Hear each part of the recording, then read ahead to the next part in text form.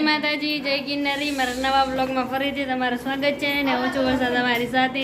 તો અત્યારે 12 વાગી ગયા છે અને હવે પૂરી મીરાને તેડવા જવાનું છે। તો હાલો બધે બી કન્ટિન્યુ બ્લોગમાં રહેજો। Bye bye. તો મમ્મી ને બધા વાતો કરે ને હું જાઉં મીરાને તેડવા। Bye bye.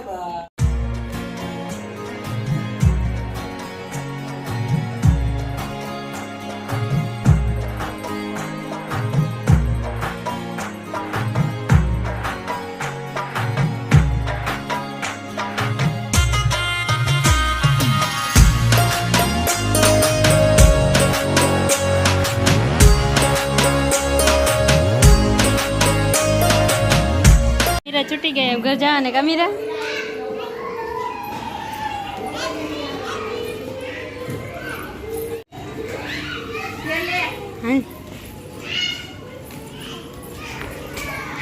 हाय हाँ घर भेगी दाने आया चाणी मुनी वायडी तेमा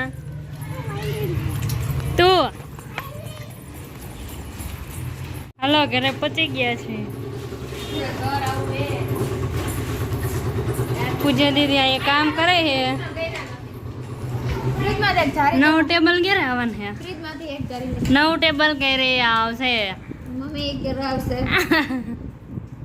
आया નથી ફ્રીજ માં ગયા ન જો ભરત નાવાનું કે આવું હવે ટેબલ દેવું કે નહીં કીધું ખરું કે આપણે ટેબલ હવે લઈ જાવે તાર પપ્પા તારી આજે જવાનું મોડું થાતું 11:30 તો જા છકડો લઈને તું આલી છે આવું કામ જ ન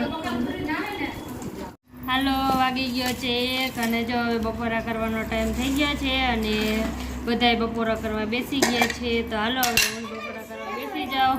તો હાલો આવી જાઓ બધાય બપોરા કરવા। તો આજે બપોરામાં જો બટેટાનું શાક ને રોટલી ને મરચાં તળ્યા છે અને ટમેટા ને કોબી ને કેરીનો સંભારો છે ને છાશ છે અને જો હવે બધા બપોરો કરવા બેસી ગયા છે। તો હાલો આવી જાવ બધા બપોરો કરવા। ગુડ ઇવનિંગ ગાઈઝ વાગી ગયા છે 4 નહીં 5 અને રેકડી ભરાઈ ગઈ છે અને મમ્મી રેકડી ભરી નાખી છે અને મરચી ને લીંબુ ને આદુ ને કોથમીર ને મેથી ને કોથમીર પાલક ને લાલ ને ડુંગળી આજે આવી ગઈ છે અને મમ્મી મૂકી દીધી છે ડુંગળીને અને લીમડો ફુદીનો એ મૂકી દીધો છે સરસ મજાનો અને રેકડી ભરાઈ ગઈ છે। મમ્મી રેકડી ભરી નાખી છે સરસ મજાની અને મમ્મી રેકડી ભરી નાખી છે। હમણાં પપ્પા લઈને જશે। તો ચાલો ડાયમંડ ચોટાડવા વહી જાય મમ્મી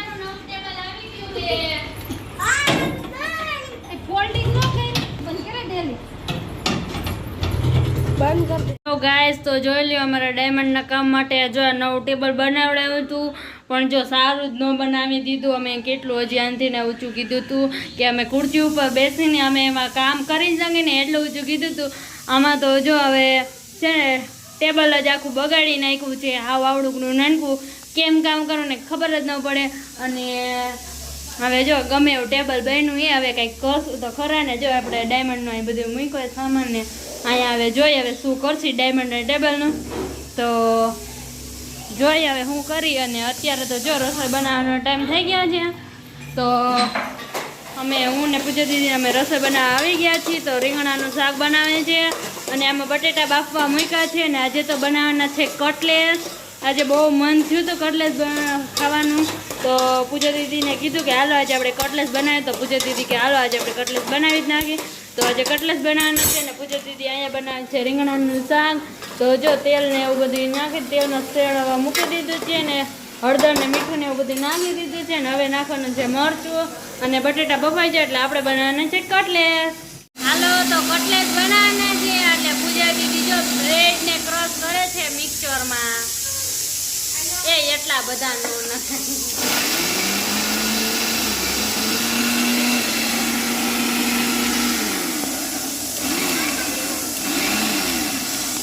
તો તો અડધી બ્રેડનો છે આવી રીતના ક્રોસ કરીને અસર ભૂકો કરી નાખ્યો છે. વાવ કેટલું સોફ્ટ. અને બીજી બ્રેડનું અહીંયા કરે છે પૂજા દીદી. હાલો બધા બ્રેડ ખાવા.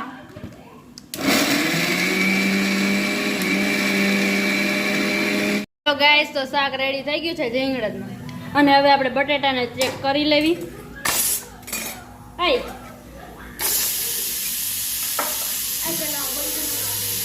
આ તો હાલો અમને એને ગાય વિયાણી ને તો અમને એને મામી બરીનું દૂધ લઈ ગયા તો હવે આપણે એને પૂછેથી બરી બનાવીએ.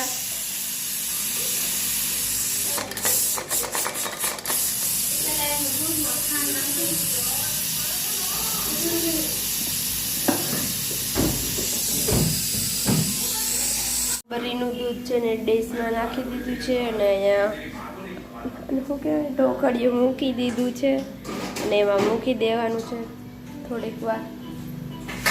હાલો તો હવે જો કટલેસ બનાવવાની તૈયારી બધી થઈ ગઈ છે. બટેટા બફાઈ ગયા છે અને બ્રેડનો અહીંયા ભૂકોય થઈ ગયો છે અને અહીંયા પૌવાએ જો આપણે પલાળી લીધા છે.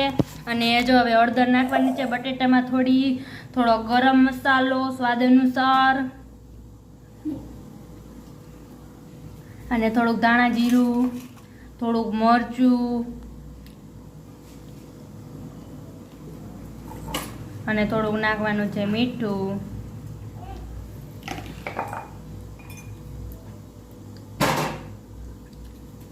અને આપણી બરી હવે રેડી થઈ જશે આપણે થોડીક જ વારમાં. અને લીંબુ હવે નાખવાનું છે થોડુંક આમાં, ખાંડ, અને હવે નાખવાની છે થોડીક ખાંડ, થોડીક જ એટલે બહુ પછી બહુ ગળ્યું થઈ જશે. અને પછી નાખવાના છે પૌવા.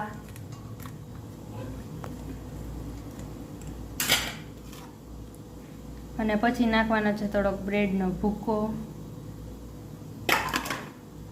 અને હવે આ બધાને મિક્સ કરી લેવાનું છે સરસ મજાનું. તો હાલો આપણે મિક્સ કરી લે પૂજા દીદી, પછી આપણે જોઈશું કેવું બન્યું છે. હાલો તો ફાઇનલી જો પૂજા દીદીએ જો આ ચૂંદો રેડી કરી લીધો છે કટલેસનો. અને હાલો હવે આપણે કટલેસ તરવા માંડી ફટાફટ. હાલો પૂજા દીદી હવે ચાલુ કરો ફટાફટ, મારે એડિટિંગ કરો બેસું છું.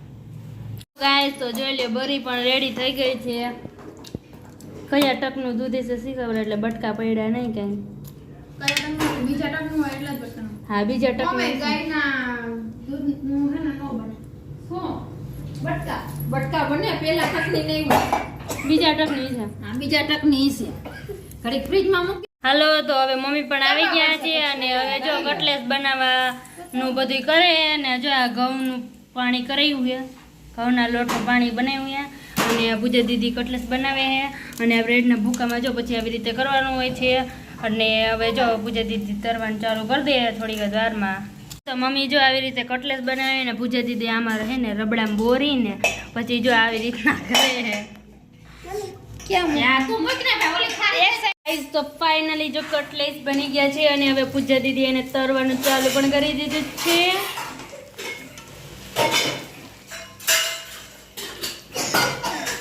આ એક બનાવ્યું ને એવી રીતના બધાય બનાવવાના.